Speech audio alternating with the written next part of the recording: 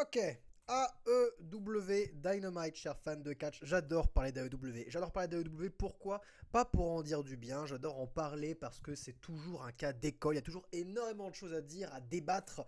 Ils font beaucoup de choses qui soulèvent le débat, justement, AEW. Et c'est pour ça que c'est toujours un plaisir d'en parler. Bienvenue sur cette chaîne si jamais vous n'êtes jamais venu. Aujourd'hui, on parle de l'AEW Dynamite du 22 mars 2023. Un show complètement imparfait. Franchement, un show qui n'a été sauvé que par ses segments et à aucun moment par ses matchs, je tiens à le dire. Par segment, par les gens, par les meilleurs babyface qu'ils ont à la compagnie actuellement. Il a été sauvé par ça, le show. Même pas de MJF et son absence se fait ressentir quand il n'est pas là. Le show en prend un sacré coup.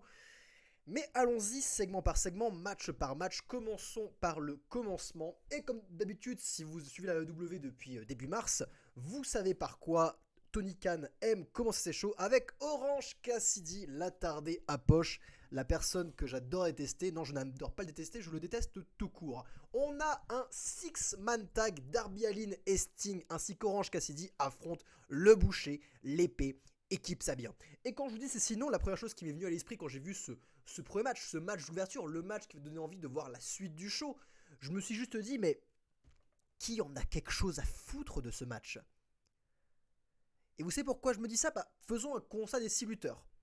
Je vais être sympa, je vais commencer par ceux qu'on a quelque chose à foutre. Darby Allin.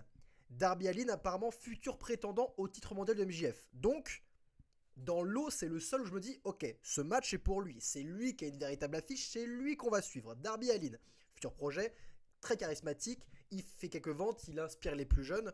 Bon projet, et j'aime beaucoup ce qu'il fait dans le ring. Et même sa promo la semaine dernière, c'est vrai que j'ai pas vu parler de la promo la semaine dernière avec la bar mitzvah d'MJF qui m'avait fait rêver. J'ai énormément aimé ce segment. Du moins, j'ai énormément aimé la partie de MJF et un petit peu aimé la partie de Darby Allin que j'ai trouvé très naturelle et très vraie. Pour ce qui est de Sammy Guevara et Jack Perry, je trouvais qu'ils n'étaient pas prêts, comme je le disais, hein, comme Christian le disait, tu n'es pas prêt, et il avait raison. Là, on l'a vu face à MJF, Jack Perry se fait bouffer, il n'a pas le niveau ni le charisme pour ça. Darby Allin, des trois, c'est celui qui a le plus de chances de proposer un programme intéressant. Donc, apparemment, on se dirige vers cette direction. Darby Allin, match d'ouverture, c'est lui le projet. Il est entouré de qui? De Sting, une légende, toujours agréable à regarder, même si bon, il se fait vieux, il n'y a plus de projet Sting et c'est normal. Mais au moins, il est là. Pour le reste, eh bah, on n'a pas envie de voir ça. Et surtout du côté des heals. Le boucher et l'épée, bien que sympa niveau physique, niveau catch, ça n'a jamais été vraiment ça. C'était pas toujours très fluide et plus personne n'a quelque chose à foutre parce qu'ils ne font que perdre. Et franchement, qui s'intéresse à Kip Sabian, ce jeune emo qui écoute du My Chemical Romance encore en 2023 et, et qui ne fait que perdre et qui ne représente aucune menace pour la compagnie? Donc les heals sont pas intéressants et ne me démarrez pas sur Orange Cassidy. Si vous suivez cette chaîne, vous savez très bien ce que j'en pense. Une insulte au business. Donc, qui en a quelque chose à foutre de ce match? Bah, personne, du moins. Si, les marques, les publics fans de l'EW et ceux qui adorent Orange Cassidy adorent ce match. Pour moi, c'est quelque chose que je trouve sans intérêt. Vraiment sans intérêt. Il n'y a aucune émotion qui s'en dégage.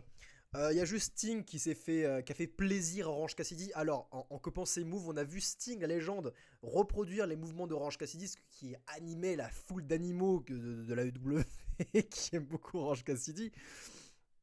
Je sais pas s'il l'a fait parce que Sting a fait preuve de charité ou parce qu'il est super sympa, qu'il veut faire plaisir à Orange Cassidy, ou bien si c'est un ordre de Tony Khan, une demande de Tony Khan, son employeur, parce qu'on sait très bien que Tony Khan est amoureux d'Orange Cassidy, hein, sinon il ne nous mettrait pas en opener de ses shows chaque putain de semaine.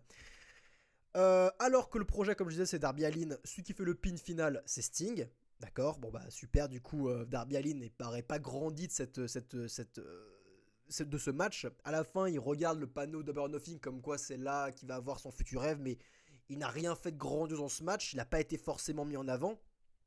Ceux qui ont été mis en avant, c'est Sting et Orange Cassidy, puisque Sting copie les mouvements d'Orange Cassidy. C'est eux qui ont été mis en avant, c'est les deux qui ont été plus mis en avant, plus que Darby Allin, qui lui a un programme de championnat. Donc encore une fois, niveau booking, il n'y a rien qui va, il n'y a absolument rien qui va.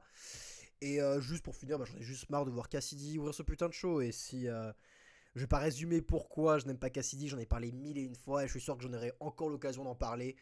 J'étais juste dégoûté la semaine dernière quand il a perdu quand il a gagné face à Jeff Jarrett, pardon.